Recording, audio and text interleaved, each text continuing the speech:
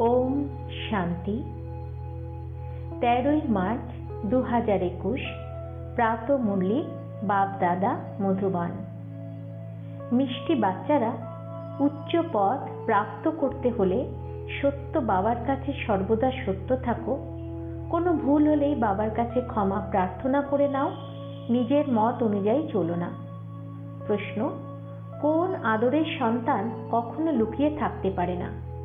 उत्तर, जादेर ईश्वरीय परिवारेर प्रति भालोबासा थाके, जादेर रात दिन सार्विसेरই चिंता थाके, एमन सार्विसे जारा आज्ञाकारी और अनुगत हय कखनोई मन मते चले ना, बाबार काछे सत्य और स्वच्छ हृदयेर हय, तारा कखनोई लुकिये थाकते पारे ना। गीत, तुमी होले माता पिता। ओम शांति। गाने किसेर ग्यारंटी छिलो? पिता मातार साथे बाच्चादेर ग्यारंटी आछे जे बाबा आमादेर तो एक आपनी आछेन, द्वितीय आर केउ नेই। कत उঁচু लक्ष्य। এই রকম শ্রেষ্ঠ বাবা শ্রীমত অনুযায়ী কেউ চললে গ্যারান্টি থাকে, উত্তরাধিকার সূত্রে অবশ্যই উচ্চ পদ প্রাপ্ত করবে। কিন্তু বুদ্ধি বলে অনেক উচ্চ লক্ষ্য দেখতে পাওয়া যাচ্ছে, যা কোটির মধ্যে কেউ, আবার তাদের মধ্যেও বা কতিপয়ই মালার দানা হয়। বলেও যে তুমি মাতা পিতা, কিন্তু মায়া এতটাই প্রবল যে খুবই কম গ্যারান্টি দিয়ে চলতে পারে। প্রত্যেকে নিজেকে জিজ্ঞাসা করতে পারো যে সত্যি সত্যি কি আমি মাতা পিতার হয়েছে? বাবা বলেন না, খুব কমই আছে। তাই তো দেখো মালা কত কমকে নিয়ে হয়। কত কোটির মধ্যে শুধুমাত্র 8 বৈজয়ন্তী মালাই তৈরি হয়। কেউ বলে এক, করে আরেক। সেই জন্য বাবাও বলেন দেখো কেমন আশ্চর্য। বাবা কত ভালোবেসে বোঝান, কিন্তু সুযোগ্য বাচ্চা খুবই কম মেলে। বাচ্চাদের মধ্যে এত শক্তি নেই যে শ্রীমত অনুযায়ী চলতে পারবে, তো অবশ্য রাবণের মত অনুযায়ী চলে। এই জন্য এত পথ প্রাপ্ত করতে পারবে না। বিরলে কেউ মালার দানা হয়, সেই আদরের সন্তান গুপ্ত থাকতে পারবে না। সে হৃদয় অধিষ্ঠিত হয়ে থাকে, দিন রাত সার্ভিসেরই চিন্তা থাকে, ঈশ্বরীয় সম্বন্ধের প্রতি ভালোবাসা থাকে, তাদের বুদ্ধি বাইরে কোথাও যায় না। এইরকম ভালোবাসা দৈবী পরিবারের প্রতি রাখতে হবে। অজ্ঞানতার সময়ও বাচ্চাদের বাবার প্রতি, ভাই বোনেদের, নিজেদের মধ্যে খুবই ভালোবাসা থাকে। এখানে তো কারোর কারোর কিঞ্চিত মাত্র বাবার সাথে যোগ নেই। গ্যারান্টি অনেক করে, ভক্তিমার্গে গান গায়। এখন তো বাচ্চারা সামনে রয়েছে।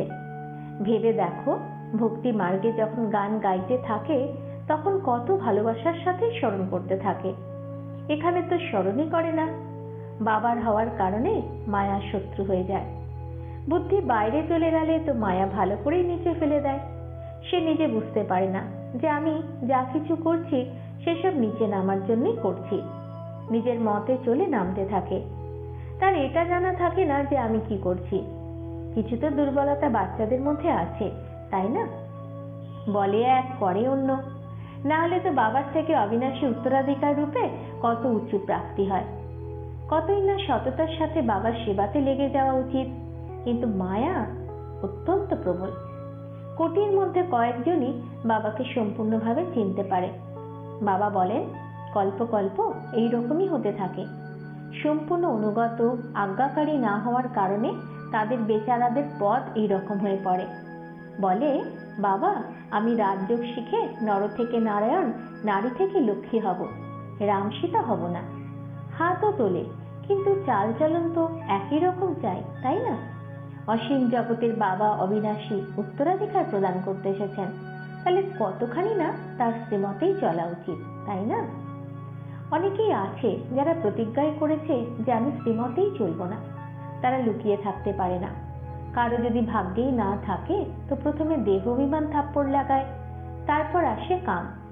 কাম নেই তো ক্রোধ, লোভ আসে। সবকটাই তো হলো শত্রু। মোহ এমন জিনিস যা ক্ষতি করে দেয়। লোভও কম নয়, অতি প্রবল শত্রু। 1 পয়সার জিনিসও চুরি করে নেয়। এটাও তো লোভ, তাই না? চুরি করার খুব খারাপ অভ্যাস আছে। মনের মধ্যে এই অনুশোচনা আসা উচিত যে আমি এত পাপ করছি তো কি পথ পাবো? শিব বাবার যজ্ঞে এসে বাবার কাছে আমি এরকম কাজ কি করে করতে পারি? মায়া অত্যন্ত উল্টোপাল্টা কাজ করায়। যতই বোঝাও তবুও অভ্যাস ছাড়তে পারে না। কেউ আবার নামরূপে ফেঁসে যায়, দেহ অভিমানের কারণে নামরূপেও এসে যায়। প্রত্যেক সেন্টারের বিষয় বাবার সবকিছুই জানা থাকে। বাবাও কি করবেন, বোঝাতেও তো হয়। কত সেন্টার রয়েছে, বাবার কাছে কতই না সংবাদ আসে, চিন্তা তো থাকে, তাই না? পুনরায় বোঝাতে হয়, মায়া কম নয়, অনেক কষ্ট দেয়। ভালো ভালো বাচ্চাদের বলতে হয় যে উচ্চ পদের পাওয়ার জন্য অনেক দুঃখ ভোগ করতে হয়। এখানে তো দুঃখের কোনো কথাই নেই। জানে যে কল্পপূর্বে এরকম হয়েছিল, ঈশ্বরের হয়ে পুনরায় মায়ার বশ হয়ে যায়, কোনো না কোনো বিকর্ম করে ফেলে।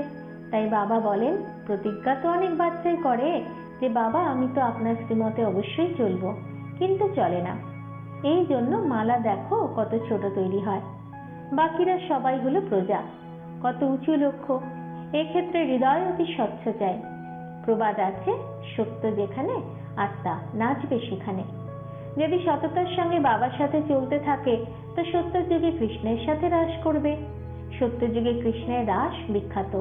রাসলীলা রাধাকৃষ্ণেরই দেখানো হয়, পরে রামলীলা দেখানো হয়, কিন্তু প্রথম নম্বরে আছে রাধাকৃষ্ণের রাসলীলা। কেননা এই সময় তারা বাবার কাছে অতি সৎ হয়, তাই কত উঁচু পদ প্রাপ্ত করে। হাত অনেকেই তোলে, কিন্তু মায়া কেমন আছে? প্রতিজ্ঞা করলে সেই প্রতিজ্ঞা তো বজায় রাখতে হবে, তাই না? মায়ার ভূতগুলিকে দূর করে দিতে হবে। দেহ অভিমানের পিছনে সব ভূত আটকে যায়। বাবা বলেন, দেহি অভিমানী হয়ে বাবাকে স্মরণ করো। সেক্ষেত্রেও সকাল সকাল উঠে বার্তালাপ করো, বাবার মহিমা করো। ভক্তি মার্গে যদিও স্মরণ করে, কিন্তু মহিমা তো কারণ নেই। কৃষ্ণকে স্মরণ করবে, মহিমা করবে, মাখন চুরি করেছে, অপহরণ করেছে, অকাসুর বকাসুরকে মেরেছে, এটা করেছে, ব্যাস আর কি বলবে? এইসব হলো মিথ্যা, একটুও সত্য নয়। তারা আবার রাস্তা কিভাবে বলবে? মুক্তিকেই জানে না। এই সময় সমগ্র বিশ্বের ওপর রাবণের রাজত্ব চলছে। সবাই এই সময় পতিত হয়ে গেছে। মানুষ ভ্রষ্টাচারের অর্থই বুঝতে পারে না। এটাও জানে না যে সত্যযুগে নির্বিকারী দেবতারা ছিলেন। গাইতেও থাকে যে সর্বগুণ সম্পন্ন, 16 কলা সম্পূর্ণ, কিন্তু আবার বলে দেয় সেখানেও রাবণ, কংস, জরাসন্ধ ইত্যাদি ছিল। বলা হয় যে পবিত্র হও, তো তারা বলে দেবতাদেরও তো সন্তানাদি ছিল, তাই না? আরে তোমরা গাইছো যে সর্বগুণ সম্পন্ন, সম্পূর্ণ নির্বিকারী, তাহলে বিকারের কথা কিভাবে হতে পারে? তুমিও নির্বিকারী হও, তো বলবে সৃষ্টি কিভাবে বৃদ্ধি পাবে, বাচ্চা কিভাবে জন্ম নেবে? মন্দিরে গিয়ে মহিমা কীর্তন করে, ঘরে এসে সেই মহিমা ভুলে যায়। সব দিক তোমরা যাচাই করে দেখো না, ঘরে গিয়ে বোঝাও তো মানবে না। যেখানকার কথা সেখানেই থেকে যায়। পবিত্র হওয়ার জন্য বলো তো বলবে বা এটা ছাড়া দুনিয়া কিভাবে চলবে। তাদের এটা জানাই নেই যে নির্বিকারী দুনিয়া কিভাবে চলে। বাচ্চারা গানও শুনেছে, প্রতিজ্ঞা করে তোমার মতে চলবো, কেননা শ্রীমতে চললে কল্যাণ হবে। বাবা তো বলতে থাকে যে শ্রীমতে চলো, নাহলে তো শেষ পর্যন্ত মৃত্যুর সময় এসে যাবে। তখন ধর্মরাজের বিচার সভায় সব বলতে হবে তুমি এই পাপ করেছো। নিজের মতে চললে কল্পকল্পে দাগ লেগে যাবে। এরকম নয় যে একবার ফেল হলে দ্বিতীয় তৃতীয় বর্ষে পড়বে, না, এখন ফেল হলে তো কল্পকল্প ফেল হতেই থাকবে। এই জন্য অনেক পুরুষার্থ করতে হবে। প্রতিটি কদম শ্রীমত অনুসারে চলো। অন্তরে যেন একটুখানি খারাপ কিছু না থাকে। হৃদয়কে শুদ্ধ করতে হবে। নারদকে বলা হয়েছিল না যে আয়নায় নিজের মুখ দেখো, তখন দেখলো যে আমি তো বাঁদরের মতো। এটা হলো একটা দৃষ্টান্ত। নিজেকে জিজ্ঞাসা করতে হবে যে আমি কতখানি শ্রীমত অনুসারে চলছি। বুদ্ধির যোগ বাইরে কোথাও ঘুরে বেড়াচ্ছে না তো? দেহ অভিমান নেই তো? দেহি অভিমানিত সেবায় ব্যস্ত থাকবে। সব কিছুই যোগের উপর নির্ভর করছে। ভারতে যোগ বিখ্যাত, সেটা তো নিরাকার বাবাই নিরাকার বাচ্চাদেরকে বোঝাচ্ছেন। একে বলা হয় সহজ রাজ্য। লেখাও আছে যে নিরাকার বাবা সহজ রাজ্য শিখিয়েছেন, কেবল কৃষ্ণের নাম দিয়ে দিয়েছে। তোমরা জানো আমাদেরকে এইরকম লক্ষ্মীনারায়ণ হতে হবে, পূর্ণ আত্মা হতে হবে। পাপের কোনো কথা নেই। বাবার স্মরণে থেকে তার সেবা করতে হবে। এত উঁচু পদ প্রাপ্ত করতে হলে কিছু তো পরিশ্রম করতে হবে, তাই না? সন্ন্যাসীরা বলে দেয় যে গৃহস্থ ব্যবহারের থেকে কমল পুষ্পের মতো থাকা, এটা হতেই পারে না। সম্পূর্ণ হওয়ার ক্ষেত্রে অনেকেই ফেল হয়ে যায়, কেননা স্মরণ করতে পারে না। এখন বাবা প্রাচীন যোগ শেখাচ্ছেন। বাবা বলছেন, যোগ তো আমি নিজে এসে শেখাই, এখন আমাকে স্মরণ করো, তোমাদেরকে আমার কাছেই আসতে হবে। এটাই হলো স্মরণের যাত্রা, সেটাই হলো তোমাদের সুইট সাইলেন্স হোম। এটাও জানে যে আমরা ভারতবাসীরাই আবার ভারতে আসব আর সম্পূর্ণ উত্তরাধিকার প্রাপ্ত করব। তো বাবা বারবার বোঝাচ্ছেন যে প্রতিজ্ঞা পালন করো, ভুল হয়ে গেলে তো বাবার কাছ থেকে ক্ষমা চেয়ে নিতে হবে। দেখো, এই বাচ্চা মুখ্যত ক্ষমা চাওয়ার জন্য একদিনের জন্য বাবার কাছে এসেছে। অল্প একটু ভুল হয়েছে তো ছুটে চলে এসেছে, কেননা হৃদয়ে অনুশোচনা হচ্ছিল, তাই ভাবলো বাবাকে সম্মুখে গিয়ে বলবে। তবে বাবার প্রতি কতটা শ্রদ্ধা আছে? অনেক বাচ্চাই আছে যারা এর থেকেও অধিক বিকর্ম করতে থাকে, জানতেও পারা যায় না। আমি তো বলবো, বাহ বাচ্চা, খুব ভালো, অল্প একটু ভুল করার জন্য ক্ষমা চাইতে এসেছে। বাবাকে সর্বদাই বলতে হয় যে যা ভুল করেছো সেটা বলে ক্ষমা চেয়ে নাও, নাহলে তো সেই পাপ বৃদ্ধি পেতে থাকবে, পুনরায় পড়ে যাবে। মুখ্যত যোগের দ্বারাই বাঁচতে পারবে, যোগটাই কম হচ্ছে, জ্ঞান তো অনেক সহজ। এটা তো যেন একটা কাহিনী।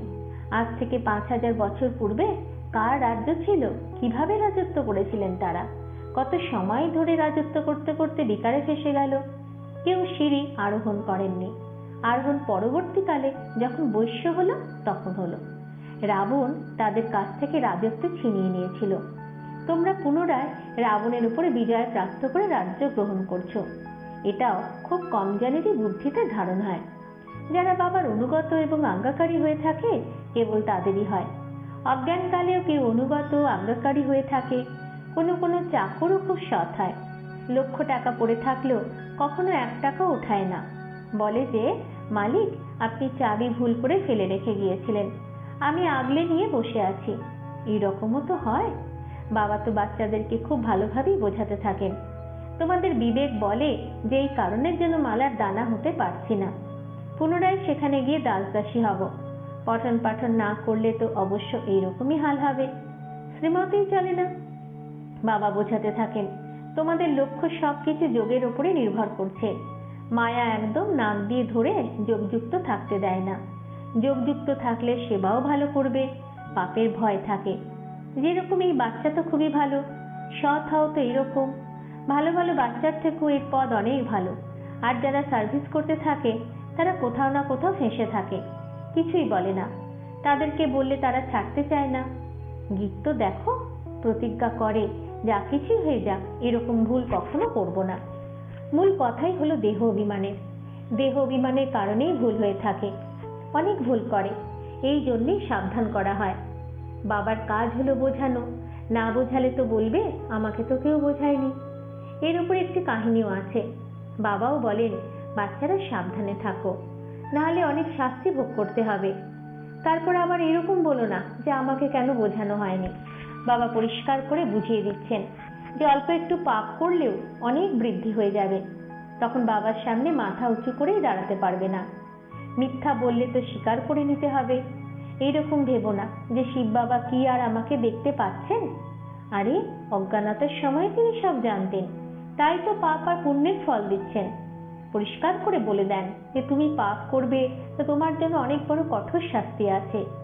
বাবার থেকে অবিনাশী উত্তরাধিকার নিতে এসেছো, তার বদলে 2 কান কাটানো তো উচিত নয়, তাই না? বলে এক আর স্মরণ করে অন্যজনকে। বাবাকে স্মরণ করে না তো বলো তার গতি কি হবে? শুদ্ধ খাবার খাওয়া, সত্য কথা বলা, সভ্য বস্ত্র পরিধান করা, এটাও তো এখানকারই কথা। যখন বাবা এসে শেখাচ্ছেন তো তার কাছে প্রত্যেক কথাতেই সত্য থাকতে হবে। আচ্ছা, এরকম সৎ, অনুগত, আজ্ঞাকারী বাচ্চাদের প্রতি মাতা পিতা বাপদাদার স্মরণে স্নেহ সুমন আর সুপ্রভাত। আত্মাদের পিতা ওনার আত্মারূপী বাচ্চাদেরকে জানাচ্ছেন নমস্কার। ধারণার জন্য মুখ্য সার: 1. সততার সাথে বাবার সেবায় লেগে যেতে হবে, সম্পূর্ণ অনুগত আজ্ঞাকারী হতে হবে, ঈশ্বরীয় পরিবারের সাথে সত্যিকারের ভালোবাসা রাখতে হবে। 2. শ্রীমতে মনমত বা রাবণের মত মিক্স করবে না। এক বাবা, দ্বিতীয় কেউ নেই, এই গ্যারান্টিতে পাক্কা থাকতে হবে। হৃদয়কে শুদ্ধ পবিত্র বানাতে হবে। বরদান: এই হিরে তুল্য যুগে হিরে দেখতে থাকা আর হিরোর ভূমিকা পালনকারী তীব্র পুরুষার্থী ভব। যেরকম জহুরিদের দৃষ্টি সর্বদা হীরের প্রতি থাকে।